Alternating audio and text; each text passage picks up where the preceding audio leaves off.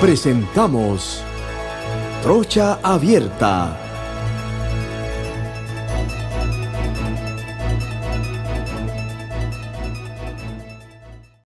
Decirle "is" a la vida es dejar que el mundo te sorprenda. Como cuando Susana estaba terminando su videoreceta y en un descuido su perro de un salto se la comió. El video de este pequeño accidente se hizo viral y en su cuenta llegó a millones de personas. Cuando lo ves así, aprendes a reírte y disfrutar cada momento con la seguridad de decirle "is" a la vida. Internacional de Seguros, regulado y supervisado por la Superintendencia de Seguros y Reaseguros de Panamá. Bienvenidos a todos los que me están sintonizando a través de la cadena radial Cable Continente a nivel nacional. Estamos con el programa Trocha Abierta, el programa de mayor audiencia en la franja de la tarde. Hoy, como siempre, estamos dispuestos a contribuir con todos nuestros oyentes para que se nutran de las opiniones, sobre todo de nuestros invitados de gala que tenemos aquí. O estamos también en las redes sociales, en YouTube, en Instagram y en Spotify.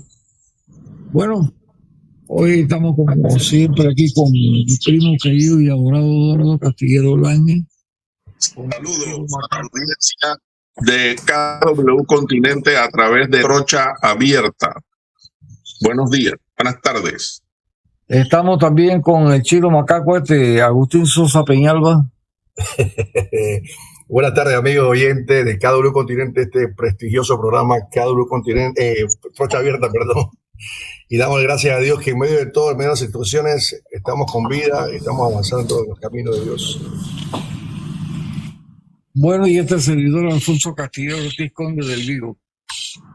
Hoy tenemos el gran honor de tener aquí de invitado a un amigo querido y apreciado, que es Juan Carlos Araúz, presidente del Colegio Nacional de Abogados. Creo que nos va a servir muchísimo para entender el berenjenal en que estamos políticamente y jurídicamente.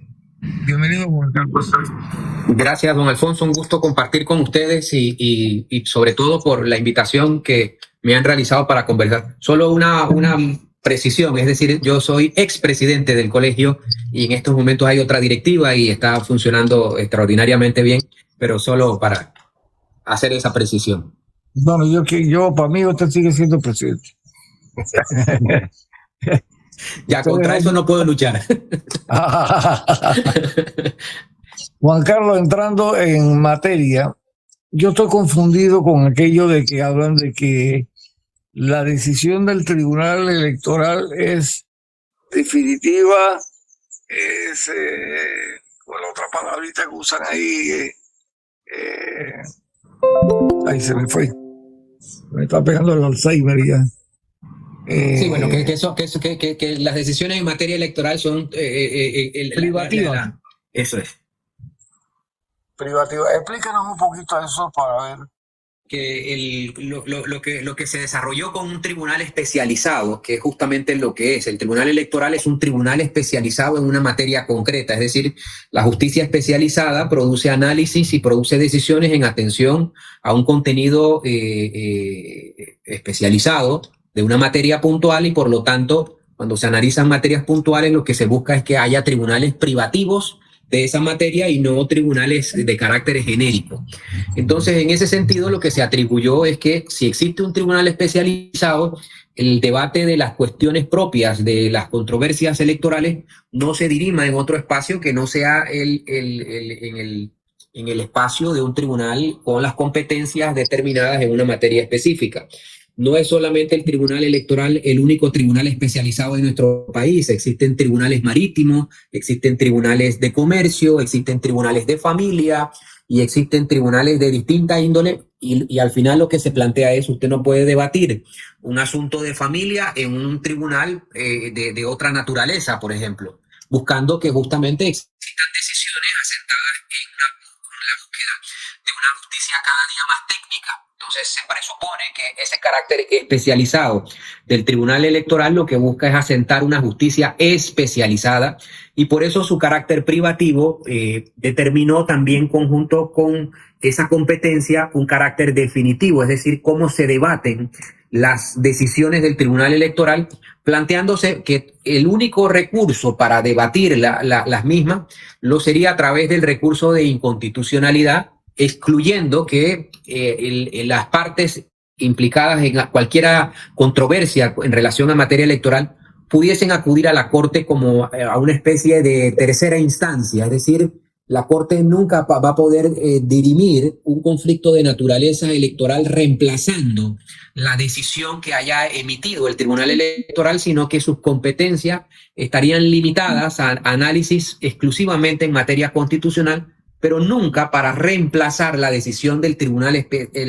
especializado, sino solamente analizar desde el punto de vista de la existencia del acto, si colisiona o no con algún tipo de normativa constitucional. En este caso, Juan Carlos, ¿por qué estamos esperando la decisión de la Corte? Bueno, o sea, hay que agregar aquí un tema muy concreto, o sea, nadie estaría esperando nada si esto no es un tema político. Es decir, aquí lo que determina el ritmo y el calor de esta conversación es que esto es un tema político, de que hay unas fuerzas políticas enfrentadas, hay una elección, y por lo tanto los intereses y todo lo que gira en torno a la disputa del poder político es lo que está tomando escena. Desde el punto de vista jurídico, usted llegaría a conclusiones muy concretas en el sentido de plantear lo siguiente.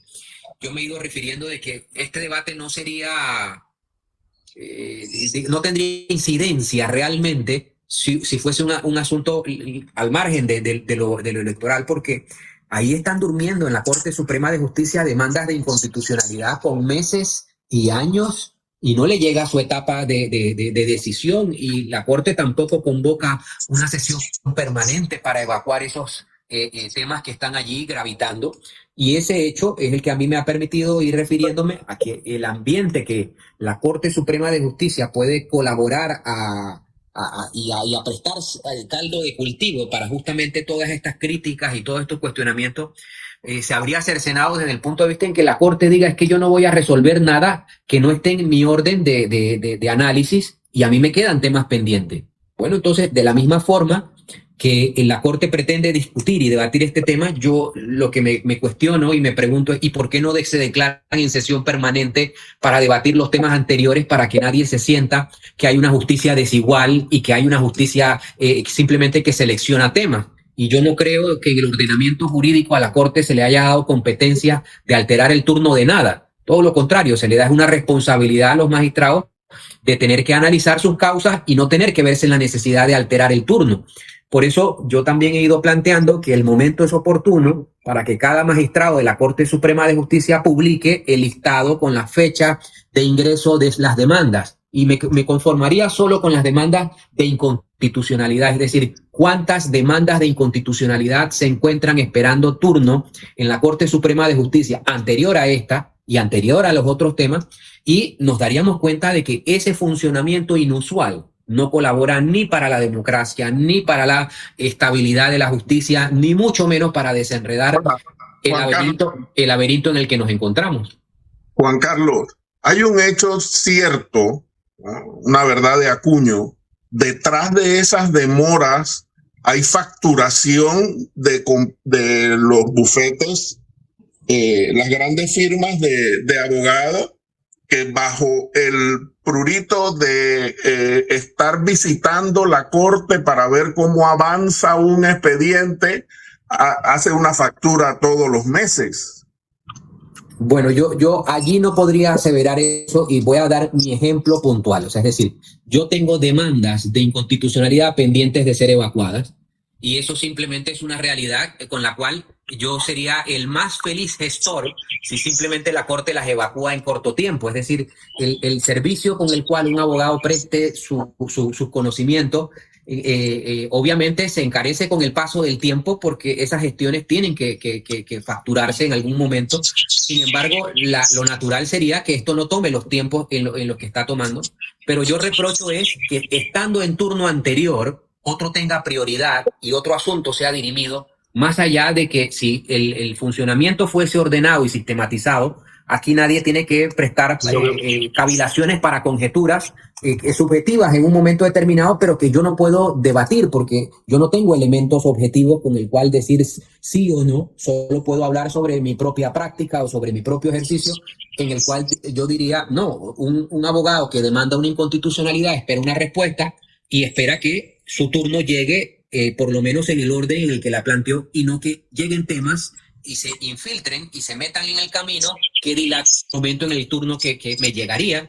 Y ese es el punto. Como litigante siempre lo plantearé. Creo que todos los compañeros abogados que gestionan siempre estarán en una sintonía de decir, oye, si mi tema es primero, discute mi tema primero y tú debates lo que quieras luego, pero no crear situaciones de alteración del turno que se prestan justamente para un cuestionamiento como el que estoy planteando. Juan Carlos, te saluda Agustín Sosa Peñano. Mira, yo estoy iniciando con algo muy importante y puntual.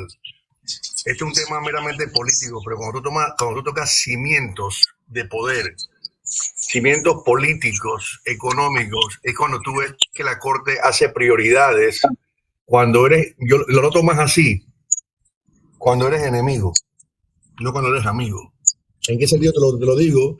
Porque como tú bien acabas de decir, tú tienes recursos de inconstitucionalidad en la Corte, que es donde tú debes entrar como amigo de la Corte en función de que la Corte falle en ese orden cronológico que va entrando todo. Y eso ahora le da un pie a cada uno de los abogados y los bufetes, que cuando la Corte puede, es porque puede. El tema es que, mira nomás solamente el ejemplo de los casi 20 años durmiendo, 10 años durmiendo un orden de constitucionalidad con el tema de las minas. Entonces, ahora, usted como abogado, ¿qué le queda hacer ante la Corte en cuanto a exigirle? Usted puede exigirle a ellos, oye,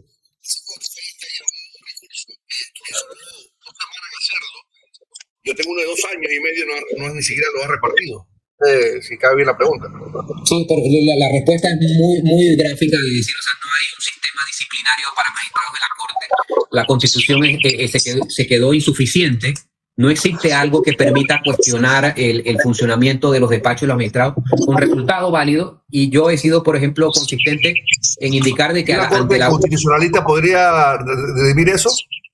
Repíteme. Una Corte constitucionalista, ¿qué significa esto? No el orden que lo que tú estás presentando una demanda de inconstitucionalidad, sino presentarle la solución sin entrar a un nuevo ordenamiento jurídico estaría en que la Corte podría dictar un procedimiento interno de autorregulación que permita evacuar cuestionamientos de morosidad, de trámites y del funcionamiento ordinario, como se puede ventilar el funcionamiento de un juzgado municipal, un juzgado de circuito, en donde si uno tiene una queja y un reproche, en este momento hay un tribunal de integridad y transparencia que verifica si realmente el retraso es justificado o injustificado. Pero yo digo que si hay una jerarquía que pueda decirle a ellos, oye, ¿qué pasó con este asunto?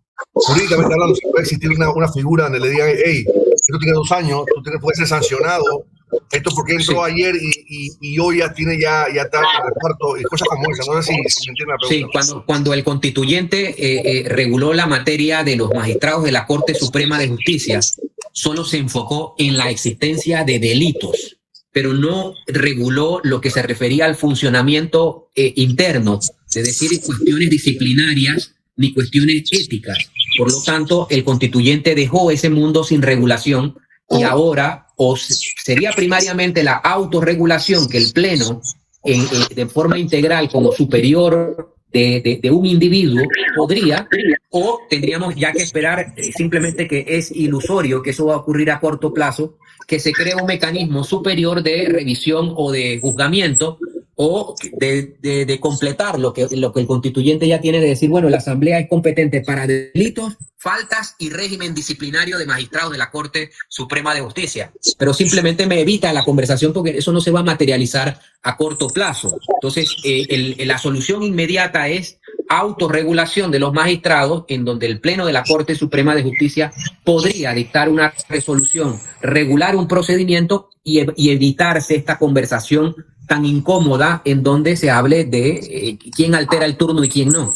De acuerdo a tu experiencia, ¿cuánto podría ser un término normal de un recurso, por ejemplo, de inconstitucionalidad en la Corte?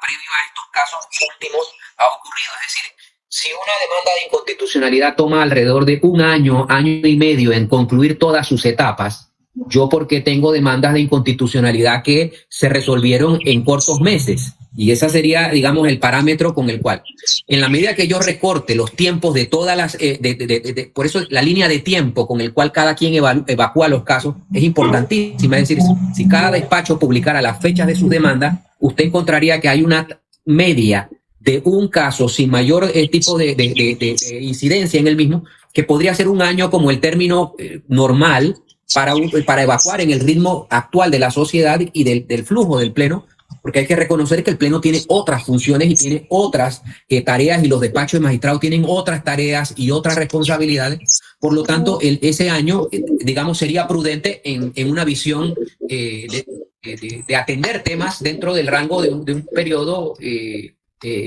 regular, por decirlo de alguna manera. Buenos días, buenas tardes, perdón, colega. Saludos a todos, Melito González.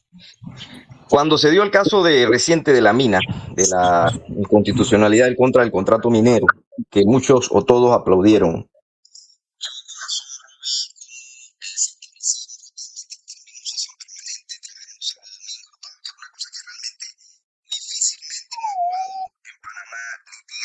como yo, más de 20 años haya visto. No recuerdo otro caso, salvo ese que acabamos de ver en el mes de diciembre. Para mí me asombré, como me imagino todos los abogados se asombraron, o la gran mayoría, pero habían también intereses políticos detrás de esa protesta, habían intereses políticos y politiqueros, porque habían candidatos aupando, apoyando, aplaudiendo, sosteniendo, manteniendo, llevando de todo tipo de cosas a esas manifestaciones. Yo dije, bueno, esto lamentablemente va a ir en contra de una persona específica y un grupo específico, porque así mismo se le va a poder aplicar esta velocidad inusitada, esta velocidad impresionante del proceso, se le va a poder aplicar a un candidato y a un grupo específico. Y efectivamente parece ser que eso es lo que está ocurriendo. Entonces, pero en su momento todos aplaudimos, porque es que el problema es que como dicen, la ignorancia es atrevida y el conocimiento es reservado. Cuando vemos estas cosas, yo aquí lo dije, yo veo esto extraño, esto raro, pero todos querían, o la mayoría de los panameños querían que esto fuese así, a tambor batiente, a velocidad. Yo le dije, es peligroso, es delicado, y no porque en lo personal me afectara a mí, pero sí podía ser que la Corte entonces, en temas muy puntuales, utilizara esa misma velocidad para resolver casos que políticamente o no se quisieran resolver.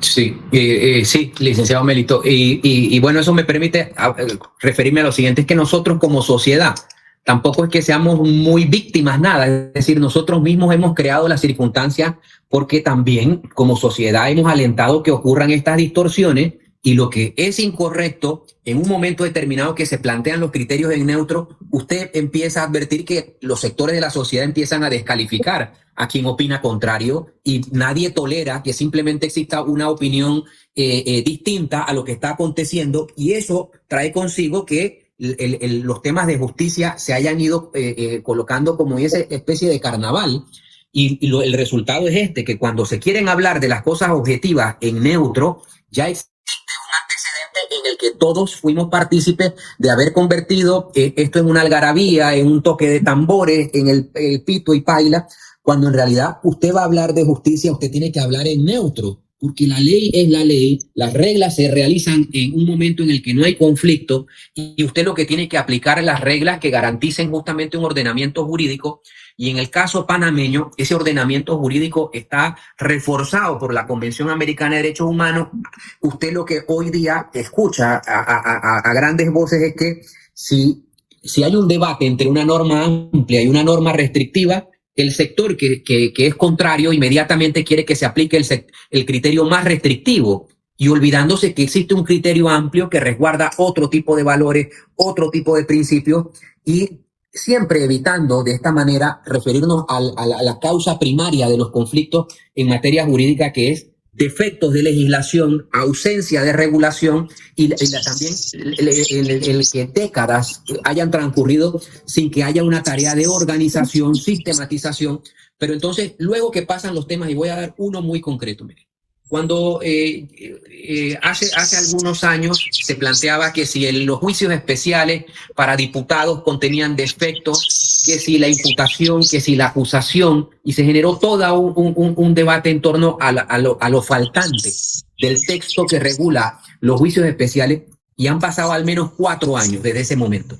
Y aquí no ha existido ningún esfuerzo legislativo para rellenar los vacíos, para transformar las leyes que hablan de los juicios especiales, para cambiarlo, esperando simplemente que haya otro caso y que los mismos defectos vuelvan a tomar cuerpo y vuelvan a tomar escena, porque simplemente aquí lo que hay es un problema de falta de conducción de los temas jurídicos dentro de lo político. Es decir, las políticas públicas en materia de justicia, yo me he ido refiriendo muchísimo, que el Ejecutivo lo tiene cercenado, es decir, no existe ningún ministerio con una cartera específica para atender los temas del ordenamiento jurídico, como en otros países es un ministro especializado en asuntos de justicia. Eso no lo tenemos, y simplemente nos vamos a estos debates, y cada episodio que toca con lo político simplemente es la coyuntura del debate, la algarabía, pero nada de fondo. Mire el caso, también el caso de Odebrecht. Cuando se planteaba que el caso era muy complejo, muy difícil, se modificó el sistema inquisitivo ya muerto para que simplemente se aplicaran los acuerdos especiales. Pero se olvidó que todo el tema de citaciones, todo el tema de notificaciones, todo el tema de incidencia era un pantano enorme, y eso no se tocó. Y hoy día usted entonces ve que cuando se quiere se hacen los esfuerzos y lo otro no se toca. Y por eso el caso de Odebrecht va a seguir tanto dando tumbos y tumbos, porque simplemente es un sistema de legislación que no ha sido suplido y que simplemente nos vamos al calor del momento. Entonces, cuando para los abogados es muy complejo, porque cuando usted presenta un criterio así, en neutro, inmediatamente los sectores de la sociedad dicen, bueno, es que los abogados están apadrinando la corrupción y son los que promueven que este país haya impunidad, y se olvidan es que simplemente uno, como persona formada en leyes, no puede pretender que las soluciones sean al viejo oeste o a la ley del talión o simplemente por las amarguras del momento que alguien viva. O sea, la ley, el derecho, la justicia forma parte de algo más complejo y elevado, que es ordenamiento, y ordenamiento es orden, y este país no tiene orden ni en su legislación ni en la ejecución de las leyes que ya están aprobadas, y por eso nosotros estamos siempre y permanentemente en estos desconciertos. Entonces, ¿qué queda ahora con estos temas?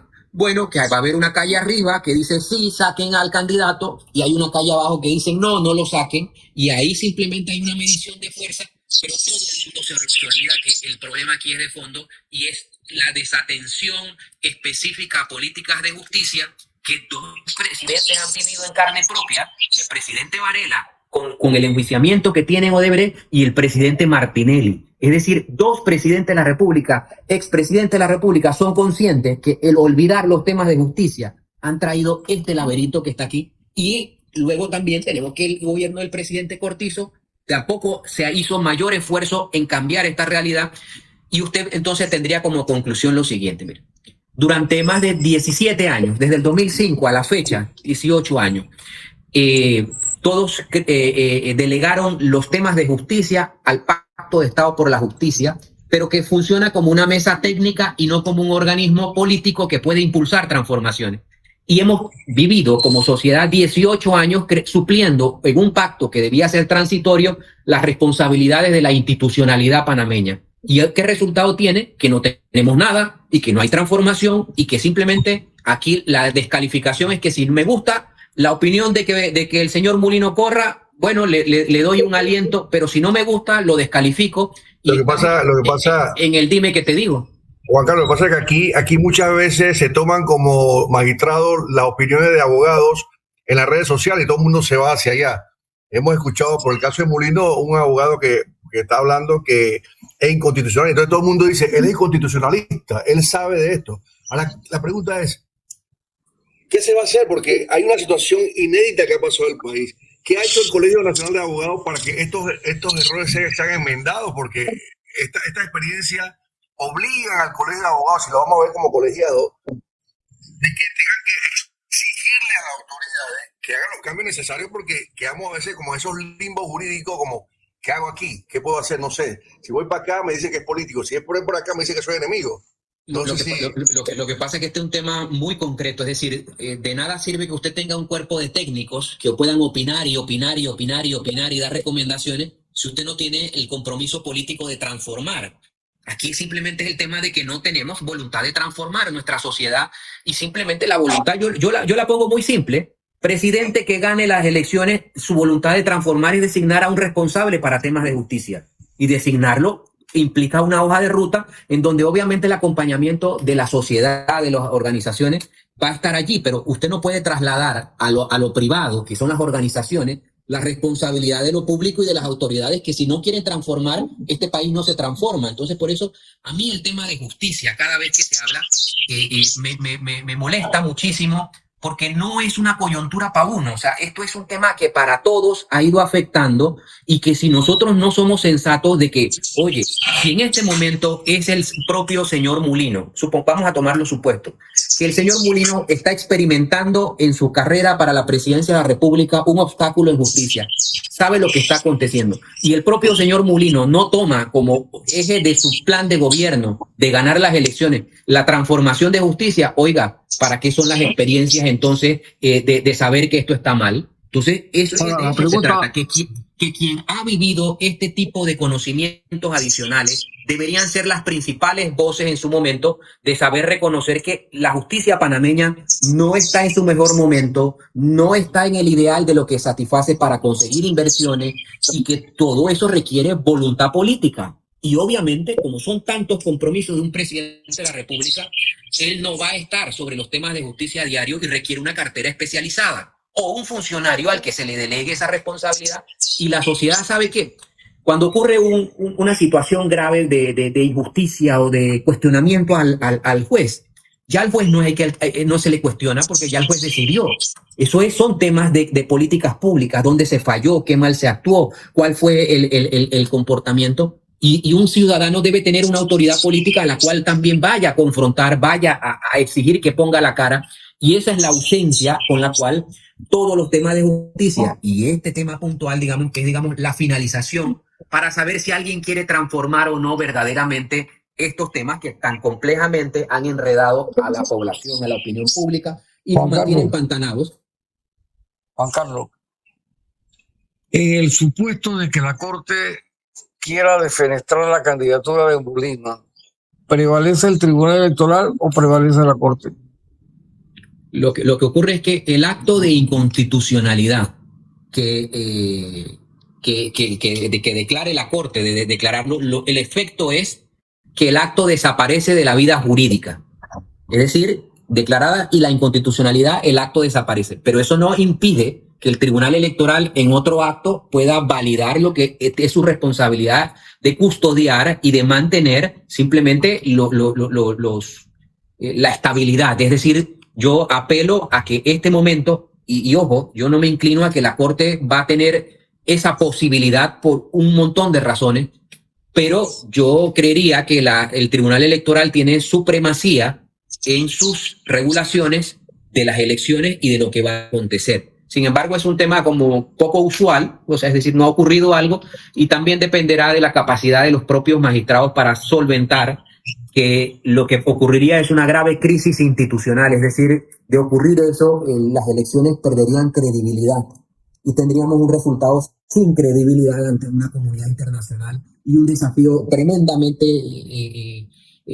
grande para el inicio de un nuevo gobierno, es decir, el debilitamiento que se produciría, en mi concepto, sería monumental y habría muchísimos riesgos que una decisión de esa naturaleza se lleve.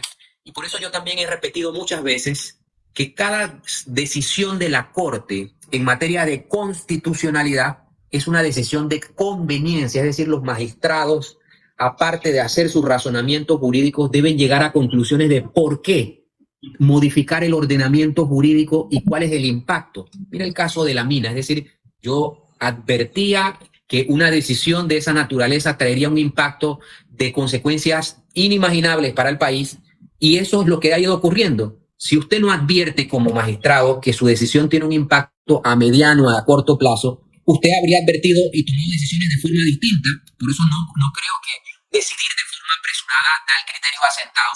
Ahí están las calificadoras de riesgo que han censurado a la República de Panamá, disminuyendo su calificación, el impacto negativo que eso trae para las inversiones. Todavía persisten una serie de debates allí inconclusos, y simplemente yo no creo que la Corte Suprema de Justicia, su labor sea atender gritos, ni tambores, ni escuchar clamores populares. La Corte Suprema de Justicia debe ser la racionalidad en medio de estas situaciones cuando se junta calle arriba y calle abajo. Alguien tiene que serenamente pensar, y de eso se trata los magistrados con su experiencia, Lo que pasa, su recorrido. Juan Carlos, que cuando tú comienzas a analizar la Corte Suprema de Justicia, y tú encuentras una Corte de Justicia, de acuerdo a mi criterio y lo que yo puedo ver, que no es una Corte de Justicia imparcial, es parcializada. ¿Por qué? Primero, que lo recomienda el Ejecutivo. Segundo, tú escuchas por ahí diciendo que esta figura la trajo fulano de tal, este por fulano, yo cambio este por este, yo pongo este por este, y yo te ayudo, tú me ayudas. Entonces, al final de cuentas, tenemos que hacer algún movimiento jurídico para que no haya esa influencia política, porque si tú me preguntas, por ejemplo, en el caso del magistrado Arrocha, que conoce, amigo, él es amigo mío, conoce, vivíamos juntos en un mismo edificio. ¿Sabemos quién fue que lo puso ahí en esa corte? ¿Y cómo yo no puedo pensar políticamente hablando que eso puede venir un fallo no en el margen de la ley y puede venir como una decisión política, sabiendo quién fue el que influenció? Sí, pero el caso que yo le estoy preguntando a Juan Carlos es, ¿qué pasaría si la Corte decide en contra de Molino? ¿Qué pasaría? Es que precisamente eso iba. Bueno, es que la respuesta va en atención a qué quiera hacer el Tribunal Electoral. Es decir, la respuesta es sencilla. Desaparece el acto jurídico denominado resolución que postulaba el señor Molino, por lo tanto quedan sin candidatura. ¿Cómo eso lo repara el Tribunal Electoral a cortos días de la elección? Es otro acto, otra disposición de la materia especializada, y quedaría simplemente en manos de los magistrados de querer suplantar ese acto en las formas en las que diga un supuesto fallo que se cometieron omisiones o se cometieron errores, y estaría simplemente en la voluntad de los magistrados del Tribunal Electoral si van a suplir ese acto en corto tiempo. De no querer hacerlo, simplemente el resultado es la exclusión. Y me imagino que por los tiempos que avancen sería simplemente el no conteo válido de esos votos hacia la figura que desaparece de su acto jurídico como candidato, pero estaría en responsabilidad de los magistrados del Tribunal Electoral emitir en simultáneo a esa sentencia de inconstitucionalidad el acto que subsane, repare y genere la estabilidad de una candidatura que a mi juicio no se tiene la competencia para excluirla, porque excluir la participación de los partidos políticos RM y Alianza es simplemente destruir el sistema político en el sentido siguiente. La propia Constitución contempló que son los partidos políticos los vehículos, y usted no puede dejar a un vehículo fuera de la carrera porque simplemente altera en la ecuación de igualdad. Y al alterar esa ecuación de igualdad, usted daña al ciudadano en sus derechos y garantías de no permitir una elección. Es decir, yo tengo un derecho a elegir, y por encima de lo que se plantee como errores, defectos, usted tiene que preservar un valor. Entonces, ¿qué hace el juez constitucional cuando tiene dos normas colisionadas? Elegir la que requiere mayor protección. Y para mí no tiene ningún debate que la que requiere mayor protección es el derecho a elegir del ciudadano. Dame todas las opciones posibles, que yo necesito contar con la mayor cantidad posible para poder elegir adecuadamente en mis aspiraciones, en mi visión de sociedad, y de eso se trataría. Y el reto estaría, por eso vuelvo y repito, o sea, el tema de los tiempos siempre va a tener un cuestionamiento adicional. pero ocurriría eso. ¿Qué dice la ley sobre cuándo tiene efecto una sentencia de inconstitucionalidad? La ley dice que es en el momento en el que es publicada en Gaceta Oficial. Y en ese momento, el Tribunal Electoral deberá entonces entrar en un razonamiento de si la candidatura del señor Mulino puede ser subsanada en el corto tiempo, de acuerdo al parámetro, o simplemente ya lo va a considerar un acto discutido y debatido y excluido. Y ahí estaría la conversación a su pregunta, don Alfonso. De acuerdo a tu criterio, entonces significa, de acuerdo al criterio que acabamos de plantear, entonces significa que no deberían inhabilitarlo entonces. Claro, es que el debate, por ejemplo, de si llevaba vicepresidente o no llevaba vicepresidente, es algo que no me cambia la responsabilidad del Estado de decir, existen partidos políticos que deben participar.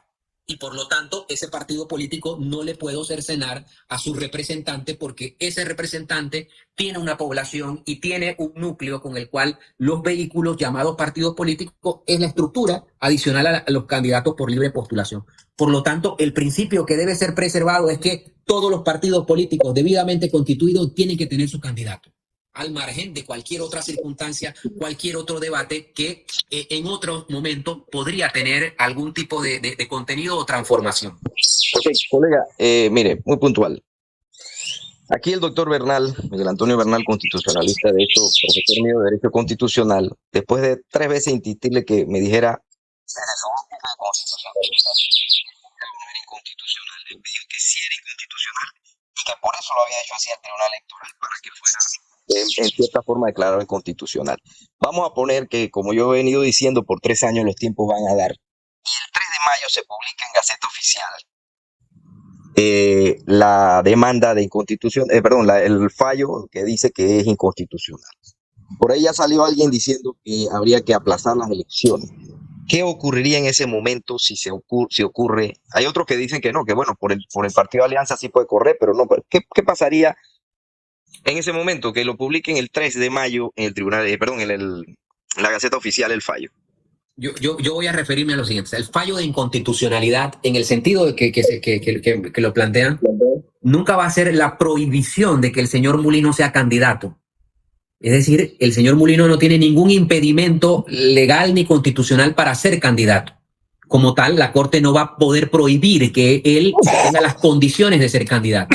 Y si nos referimos a la forma en la que el Tribunal Electoral materializó esa candidatura, pues es responsabilidad del Tribunal Electoral inmediatamente proporcionar el sustento documental para que la papeleta simplemente no se vea alterada, porque no se está impugnando una papeleta. La papeleta es la papeleta porque representa las fuerzas políticas existentes, y el Tribunal Electoral tendría la obligación de decir, bueno, es que desaparecido el acto llamado acuerdo tal, yo emito este acto en el que valido de la forma en la que la Corte lo diga.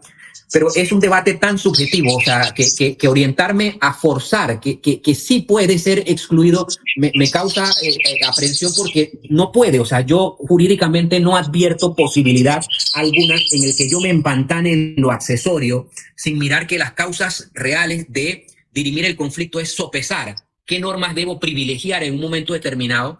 Y yo tendría no solo el tema de la arquitectura de los partidos políticos y libre postulación, sino que yo tengo una convención americana que me ordena a mí acatar esos criterios amplios de proteger, por ejemplo, el derecho a elegir. Y yo no encuentro, o sea, en el razonamiento jurídico, al margen que alguien quiera hacer una lectura aislada de una norma o de un precepto constitucional, de indicar el tema del vicepresidente, yo no advierto que eso tenga jerarquía suficiente para desplazar responsabilidades adicionales. Es decir, ¿qué ocurre si un partido político no tiene representación el día de la votación? Toda la elección pierde legitimidad. La democracia simplemente se hunde, en el sentido de que a conveniencia yo estoy produciendo una decisión que me altera la igualdad con la cual una elección debía transcurrir. Y por eso este debate es más delicado aún, porque no es sacar un fallo el día anterior o horas antes de la votación. Aquí es la responsabilidad, y por eso yo también enfoco en los magistrados del Tribunal Electoral, que han permitido que estos debates se excedan y caminen por rumbos adicionales, porque la respuesta categórica de los magistrados debería ser en este momento, es decir, indistintamente de lo que la Corte vaya a decidir cuando lo quiera decidir, Y mi responsabilidad es garantizar que los partidos políticos, que es mi materia especializada, ninguno se quede por fuera. Y allí el debate se acaba. Porque si yo lo coloco en el sentido de que tengo a la libre postulación garantizada en la papeleta, igual tengo que garantizar a todas las fuerzas políticas, y ese sería el norte con el cual yo preservo la institucionalidad. Vuelvo y repito, eso no me cambia que hay temas de conversar, pero que esos temas no me desplazan la jerarquía constitucional y convencional de lo que debo preservar en un momento tan complejo como este. Ahora, Juan Carlos, se ha escuchado en los corrillos que no existe acuerdos en las salas de acuerdos del Tribunal Electoral. Y qué bueno que ya tienes la responsabilidad de la dirigencia del Colegio de Abogados, porque te permite conversar sin que se interprete que hay otra cosa. Pero en la decisión de la administración, que ha venido fallando tanto en las Se fue el amigo. que ha venido fallando tanto en las calificadoras de listas negras y de estas cosas, más la ahora Fitch rating. Esta gente pensaban que nadie estaba viendo todas las travesuras que están haciendo, porque en el caso de las listas, ellos envían 15 preguntas. Pero que yo nada más contesto 10 porque yo soy más vivo que tío conejo. Entonces, mientras conteste 10, estás tachado. Y eso lo sabe alguien que haya podido escudriñar un poquito, pero ellos, vamos a dejárselo al gobierno que viene, ¿no? Y en el caso particular del tribunal, ellos están frente a que ni siquiera ellos tres se ponen de acuerdo. Tiene el micrófono apagado, tiene. Yo traería otro tema que es parte de los reproches. Es decir, si voy a dar mi criterio de por qué el señor Mulino no debe correr, o sea, no es simplemente para que el señor Mulino corra, es decir, aquí o cambiamos esto, nos estamos hundiendo, y es muy frecuente en todos los gobiernos que ocurre lo siguiente.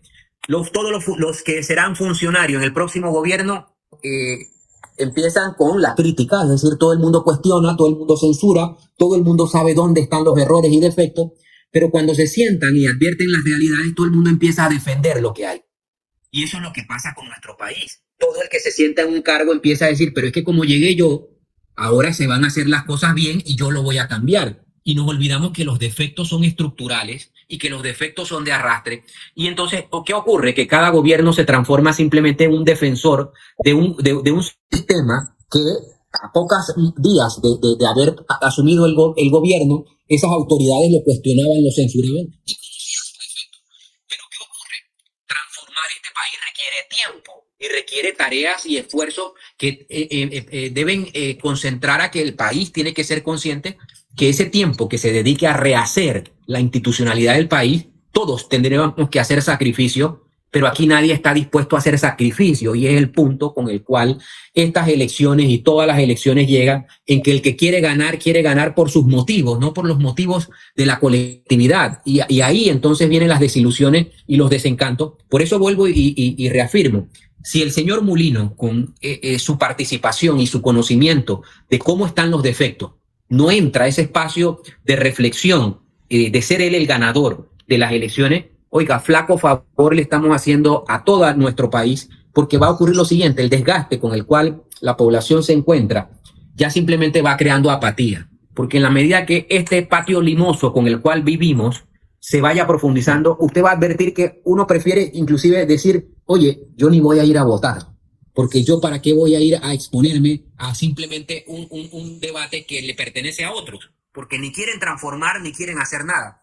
Y eso traería consigo lo siguiente: la apatía del ciudadano ante este patio limoso trae consigo votación baja, y la votación baja va a traer simplemente falta de motivación y falta de legitimidad a unas autoridades que tienen que encabezar. Por eso los compromisos tienen que ser reales, y el cuento este de los debates, de las propuestas y demás, son palabras vacías en la medida que usted no aterrice con esto. Este es un caso muy concreto con el cual todos los propios candidatos podrían dar su opinión objetiva de cómo construir mejor, pero todo el mundo está concentrado en simplemente cómo saco a alguien de la contienda y no cómo construyo institucionalidad. Y esos debates son los que faltan en este país, pero fuera del caso del que le beneficia a uno y del que le perjudica a otro. A nosotros nos falta hablar en neutralidad los temas que todos somos conscientes que son defectos, pero eso se hace solo al calor de que, llegado el caso, llegado el activismo, y el activismo solo atiende intereses. Y eso es lo que ocurre con la confianza en la discusión de estos temas.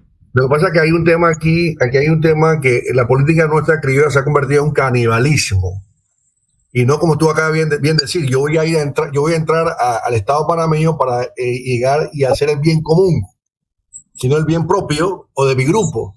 Por eso que tú ves que todos están prometiendo cielo y tierra, pero no sabe cómo, pero están prometiendo cielo y tierra.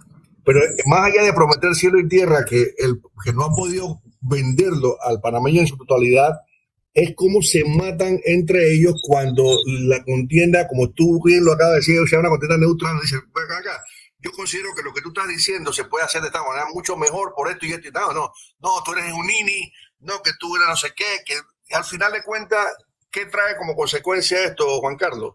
Que hay apatía de la ciudadanía, como tú bien lo dijiste, dice, que voy a perder tiempo si estos sinvergüenza cuando se van a montar ahí arriba van a sus propios intereses, porque no hay una figura que diga lo contrario, porque ya la clase política que está normada en la Constitución ha llegado a un techo de cristal que no puede más avanzar, ya no sirve básicamente porque se ha demostrado con el tiempo. Entonces, le queda a ustedes como juristas es exigir, y el ciudadano común también, exigirle a los gobiernos, tú tienes que hacer esto, y así como se hizo una huelga de un mes y un mes y medio, bueno, hacer una huelga para que las cosas se arreglen, porque es que este país está ya, como tú dijiste, un patio limoso y estamos casi en un despeñadero. Y aquí pueden traer cosas mayores. Bueno, yo lo que quiero preguntar a Mérito si Juan Carlos le pudo contestar lo que dice él, que Miguel Antonio no lo contestó.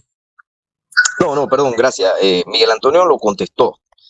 Lo que pasa es que las primeras dos preguntas sí se iba al tema más bien político, pero la tercera, cuando le insistí, le dije, profesor, en el tema estrictamente de constitucionalidad, o sea, ¿es o no constitucional? Y él concluyó que era inconstitucional y que por eso el tribunal había tomado esa decisión previa vamos a ponerlo de esa manera, parafraseando, porque eso no lo dijo, pero lo digo yo, lo hizo con toda la intención, como dicen por ahí, con premeditación, alevosía y ventaja, ¿no? Eso no es, pero lo dicen por ahí. Ahora, también le iba a preguntar al colega, no sé cómo lo tome, porque, o sea, el profesor Bernal es autorizado aquí en el programa, pero el doctor Carlos Bolívar Pedrechi, que también es constitucionalista, ante una entrevista dijo también que la decisión del Tribunal Electoral no solo viola uno, sino varios artículos de la Constitución. Yo repito, yo no conozco el recurso.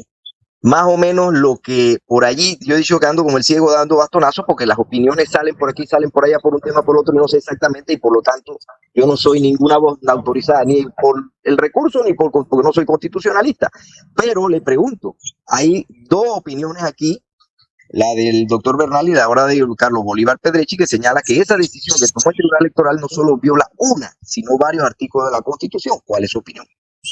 Lo primero que tendría que decir es que la sociedad debe ser consciente, para los que nos escuchan, de lo siguiente, es decir, el ejercicio del estudio de una demanda de inconstitucionalidad no es a la luz de una norma, sino de todas las normas constitucionales, de modo tal que yo no debo elegir y aferrarme a una norma si encuentro justamente otra que me desplaza o me pone en escena un principio de mayor valor. Y es el punto con el cual yo he sido enfático, es decir, el de mayor valor para preservar en este momento es que las fuerzas políticas representadas o constituidas en partidos políticos son el vehículo que garantizó el ordenamiento jurídico.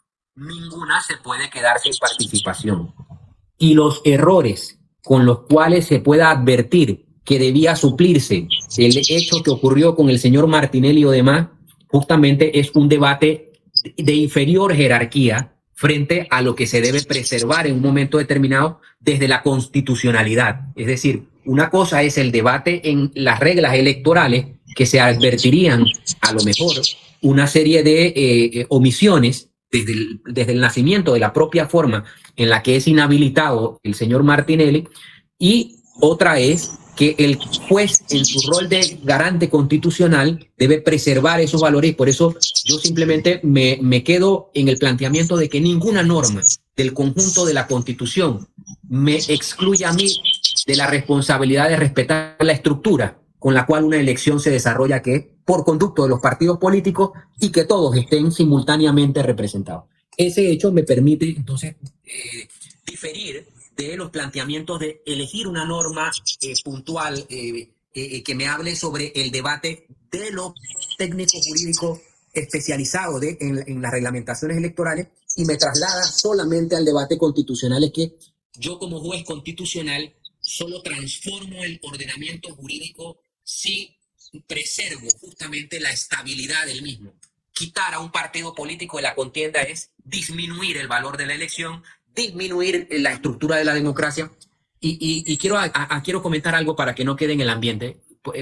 Anteriormente se comentó, mire, yo no tengo ningún reproche para un compañero abogado que haya sido un político activo y que haya tenido una vida política activa y luego ocupe el cargo de magistrado, porque no es el tema, todo lo contrario, el recorrido de una persona le da experiencia y le da asentamiento.